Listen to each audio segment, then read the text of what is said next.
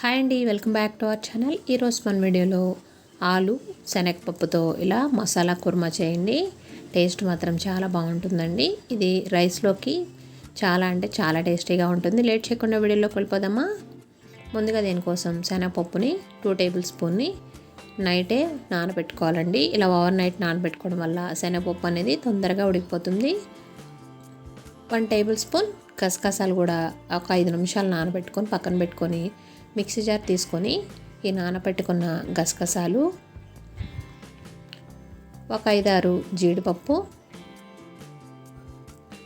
2 ఇంచుల అల్లం ముక్క, ఒక 4-5 వెల్లుల్లి,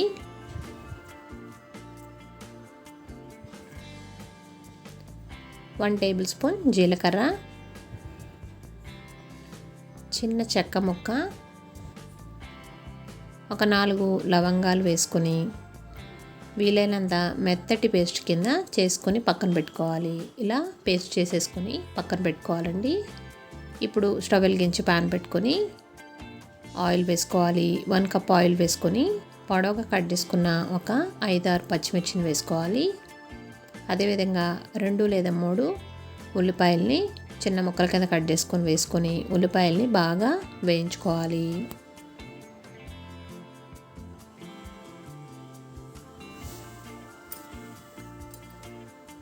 ఉల్లిపాయ ముక్కల్ని బాగా గోల్డెన్ బ్రౌన్ కలర్ వచ్చే వరకు వేయించుకోవాలండి. ఈ విధంగా ఉల్లిపాయలు వేగిపోయిన తర్వాత దీంట్లో పీల్ తీసుకున్న ఆలూని, ఒక 4 ఆలూని ఇలా ముక్కల కింద కట్ చేసుకొని వేసుకుంటున్నాను. పెద్ద ముక్కలే వేసుకోవాలండి. ఒక 2 టమాటాలని చిన్న ముక్కల కింద కట్ చేసుకొని వేసుకొని ఒకసారి బాగా కలుపుకోవాలి. ఈ ఆలు టమాటా బాగా సాఫ్ట్గా కుక్ అయ్యే వరకు మగ్గబెట్టుకోవాలండి. దీంట్లోనే 1/2 టేబుల్ స్పూన్ పసుపు,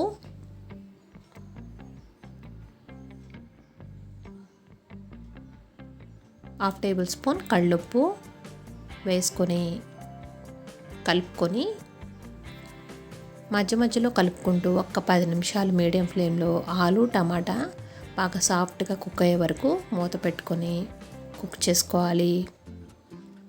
మధ్యలో కలుపుకుంటూ కుక్ చేసుకోవాలండి. మరొకసారి కలుపుకొని ఆలు అనేది ఇంకొంచెం సాఫ్ట్గా కుక్ అవ్వాలి. మరో 2 నిమిషాలు మూత పెట్టుకొని కుక్ చేసుకుందాం.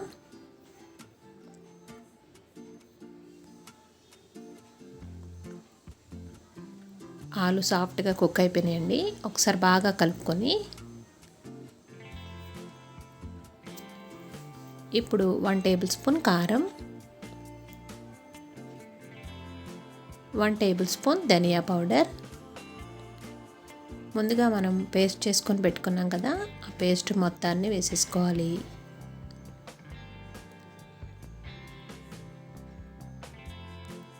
ఇప్పుడు వీటన్నింటినీ ఒకసారి బాగా కలుపుకొని ఒక 2 నిమిషాలు మూత పెట్టుకొని కుక్ చేసుకుందాం.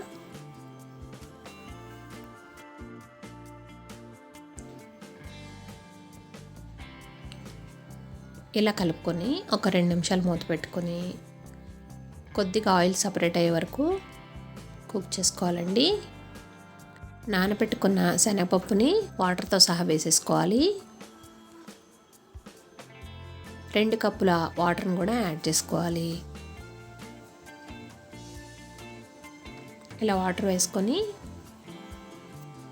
ఒకసారి బాగా కలుపుకొని మీడియం ఫ్లేమ్లో ఒక 10 నిమిషాలు మూత పెట్టుకొని కర్రీ అనేది బాగా దగ్గరగా అయ్యే వరకు కుక్ చేసుకోవాలి.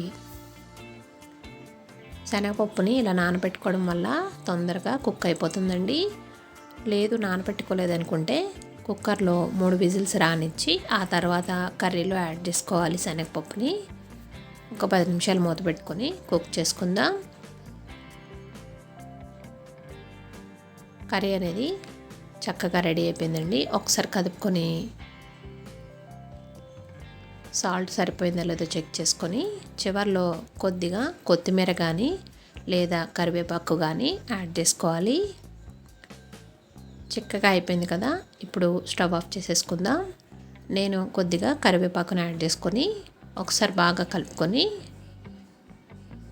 స్టవ్ ఆఫ్ చేసేసుకొని సర్వ్ చేసుకోవడమే. చాలా అంటే చాలా టేస్టీగా ఉంటుంది. ఇది బిర్యానీలో కూడా బాగుంటుంది, రోటీలోకి అయితే ఇంకా బాగుంటుందండి. ఎప్పుడైనా కూరగాయలు లేనప్పుడు ఇలా ఒకసారి ట్రై చేయండి. ఆలు శనగపప్పు కుర్మా టేస్ట్ మాత్రం సూపర్గా ఉంటుంది. వీడియో నచ్చితే తప్పకుండా లైక్ చేయండి. మీరు కనుక మన ఛానల్ ఫస్ట్ టైం చూస్తున్నట్లయితే సబ్స్క్రైబ్ చేసుకోండి. వీడియోని చూస్తున్నారు కానీ లైక్ చేయడం లేదండి. ఫ్రెండ్స్కి రిలేటివ్స్కి షేర్ చేయండి. మీరు కూడా ట్రై చేసి ఎలా వచ్చిందో కామెంట్ సెక్షన్లో కామెంట్ పెట్టండి. Thanks for watching.